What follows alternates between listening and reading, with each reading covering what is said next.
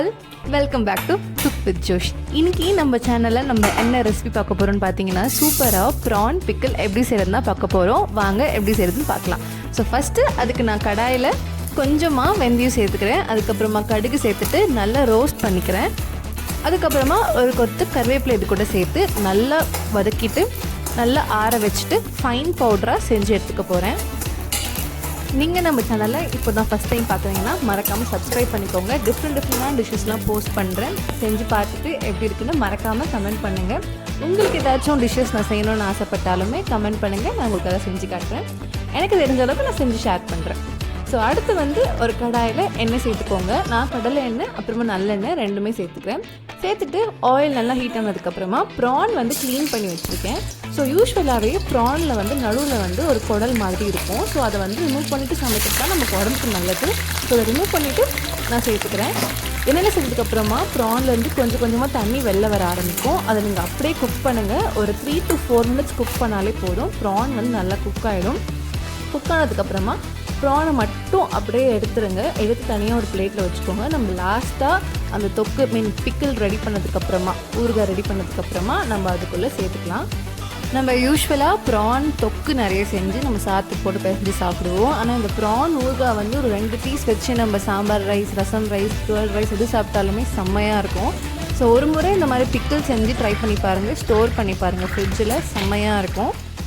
So அடுத்து நான் PRAN எடுத்ததுக்கப்புறமா மிச்சம் இருக்கிற அந்த ஆயிலையே கொஞ்சம் கருவேப்பிலை சேர்த்துக்கிறேன். அதுக்கப்புறமா வெங்காயம் சேர்த்துக்கிறேன். சின்ன வெங்காயம் சேர்த்துருக்கேன்னா நல்லா வதக்கிக்கோங்க. கொஞ்சம் நல்லா கோல்டன் ப்ரௌன் ஆற வரைக்கும், வெங்காயம் நல்லா ஒரு கோல்டன் ப்ரௌன் ஆற வரைக்கும் நல்லா அதில் அப்படியே வறுத்துக்கோங்க.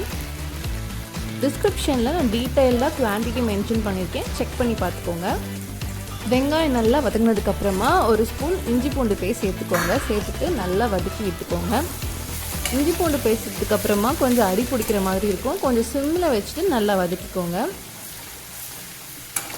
அடுத்து நம்ம இது கூட காரத்துக்கு தேவையான அளவுக்கு மிளகா பொடி சேர்த்துக்கோங்க. ஊறுகான்றதுனால நல்ல காரம் உப்பு இருந்தால் தான் டேஸ்ட்டாக இருக்கும். ஸோ நல்ல காரம் அப்புறமா உப்பு சேர்த்துக்கோங்க. நான் இன்றைக்கி செஞ்ச அளவு நான் உங்களுக்கு டிஸ்கிரிப்ஷனில் கொடுக்குறேன், செக் பண்ணிக்கோங்க. உப்பு நல்லா சேர்த்ததுக்கப்புறமா நல்லா வதக்கிட்டு புளி நான் ஒரு லெமன் சைஸ் புளியை ஊற வச்சு எடுத்துருக்கேன் தண்ணியில். அதை ஃபில்டர் பண்ணி இதுக்குள்ளே சேர்த்துக்கோங்க.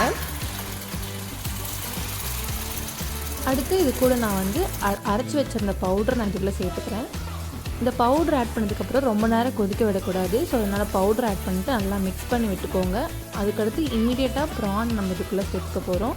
சேர்த்துட்டு நல்லா கொஞ்சம் தண்ணி மட்டும் கொஞ்சம் குறைஞ்சதுக்கப்புறமா, அந்த புல் தண்ணி கொஞ்சம் குறைஞ்சதுக்கப்புறமா எண்ணெய் பிரிய ஆரம்பிக்கும். ஸோ அந்த ஸ்டேஜில் ஒரு 1/2 லெமன் சேர்த்துட்டு ஸ்டவ் ஆஃப் பண்ணிவிடுங்க. இதை ஒரு கண்ணாடி பாட்டிலில் ஸ்டோர் பண்ணி வச்சு சாப்பிட்டு பாருங்கள், செம்மையாக இருக்கும்.